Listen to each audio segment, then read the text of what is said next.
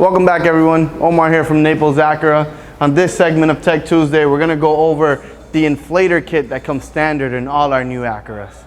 The inflator kit is gonna be located in the trunk of your new Acura. It usually has its own special compartment. So come inside and take a look. So in our new RDXs that has top in class cargo space, the inflator kit is gonna be located in its own special compartment on the bottom right section of the trunk. So this inflator kit is a quick and easy way to get you back on the road. Fairly simple, as you have instructions here to help you. First, you want to make sure your car is on, that way you don't kill your battery. You want to connect this to your power outlet located in your front or back of the vehicle. You want to make sure you locate, if possible, the puncture inside your tire. Make sure it's at the bottom portion of your wheel. Then you want to connect this to your valve stem on the tire that needs repaired.